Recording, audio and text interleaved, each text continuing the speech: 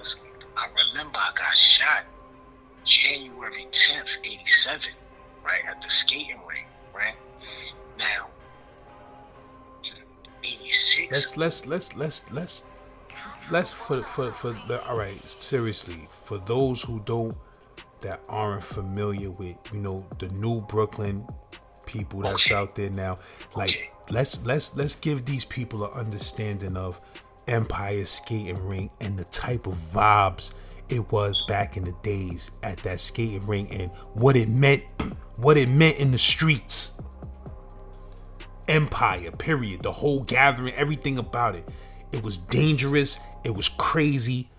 You understand? Things happen there every week, and people all still right. went. Now, check it, right? Now, Brooklyn was never known as, how would I say, an establishment.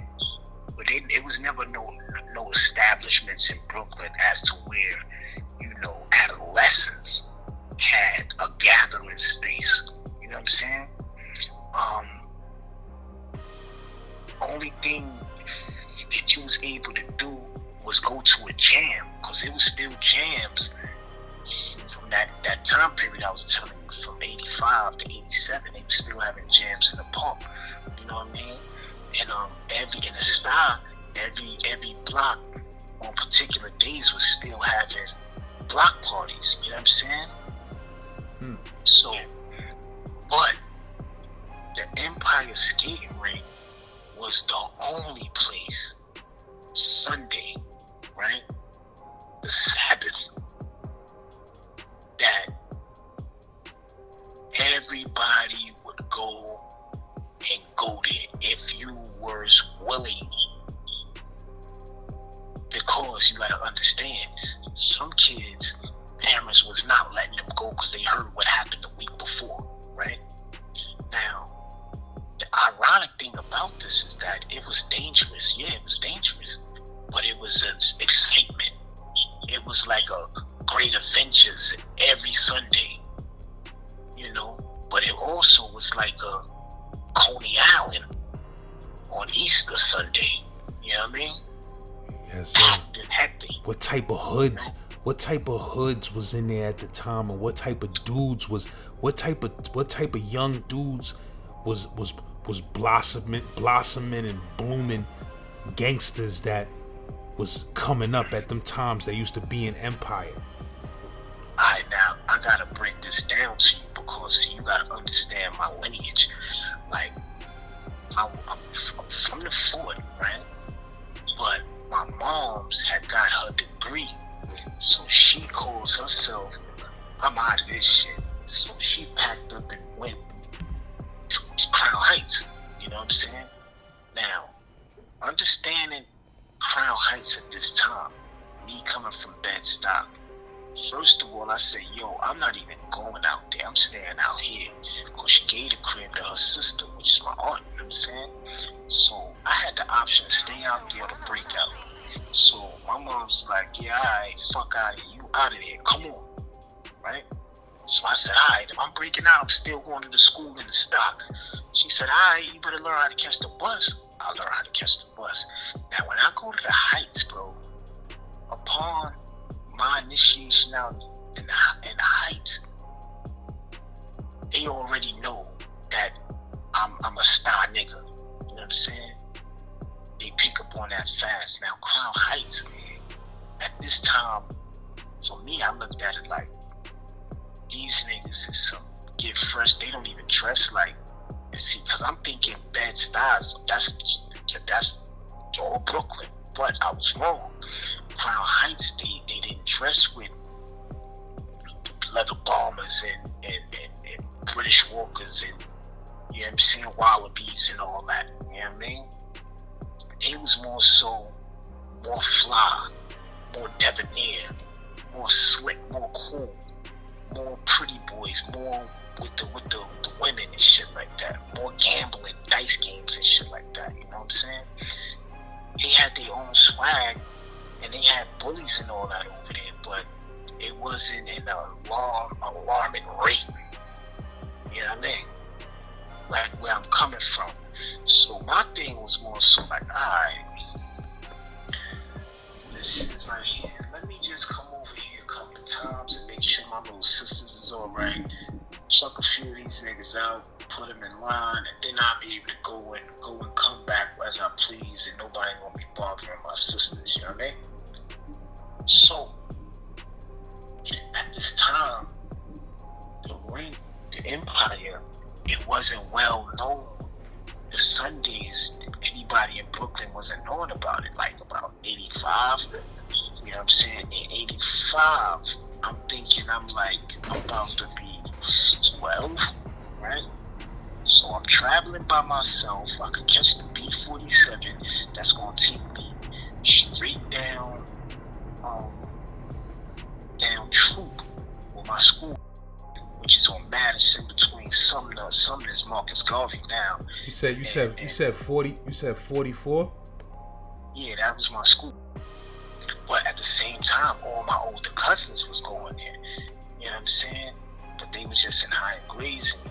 So I was I'm catching the bus going in. Now the Crown Heights niggas, like I said, these niggas was the type of niggas that they don't want no parts of the style. They not going to the style. But let me ask you. So niggas was considering Fort Greene niggas style niggas at that time? See, they how would I call it? They thought expansion was extremely bleak. So soon as they cross Atlantic coming from Crown Heights, they thinking all that style, everything is bad style.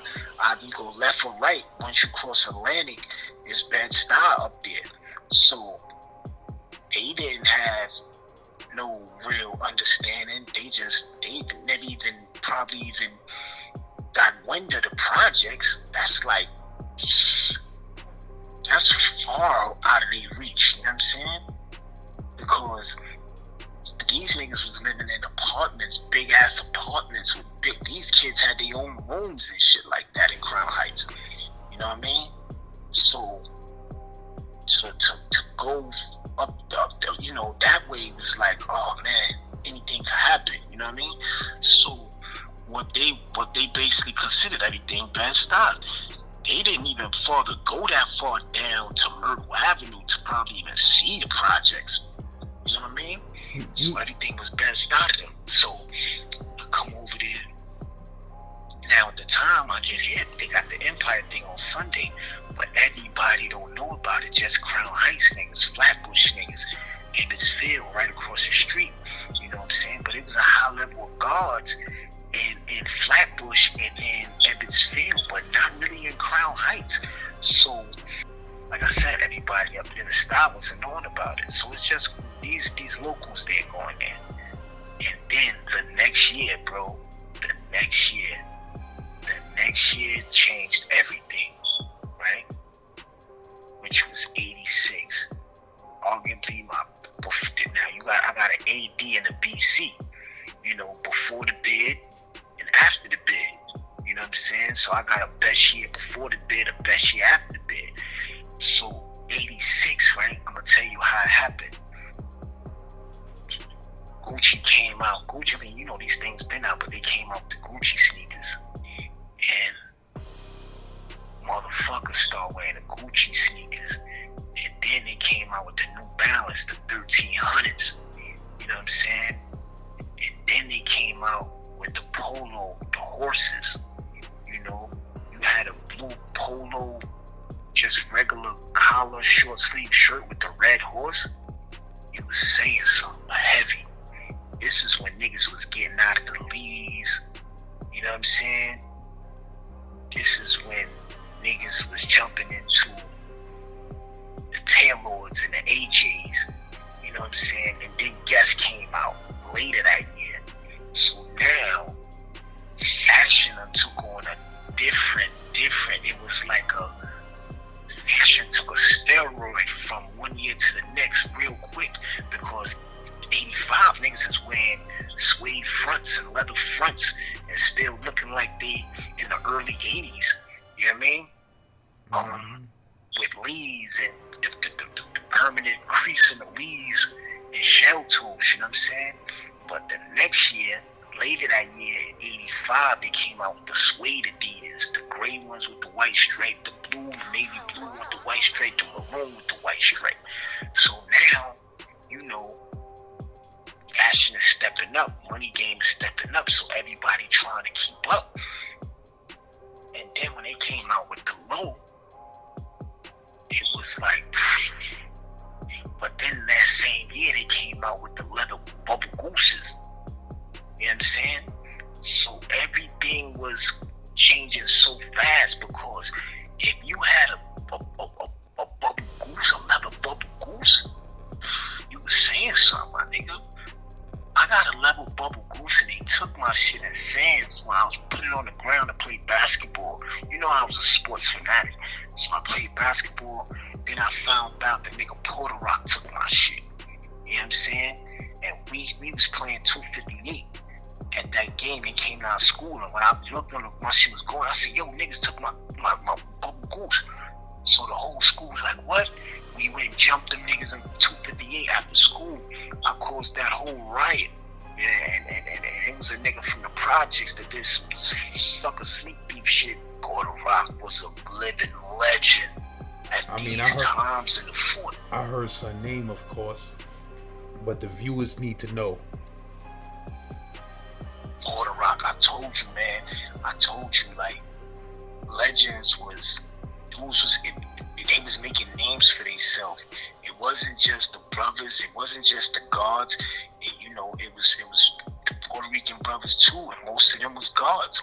Mostly all of them was gods. So I never understood or never had no inclination of no races, wars, or no separation, or no meet I shit. I learned all that shit in jail, and I couldn't believe it. You know what I'm saying? It kind of affected me in a particular kind of way, because I never transgressed, you know what I'm saying?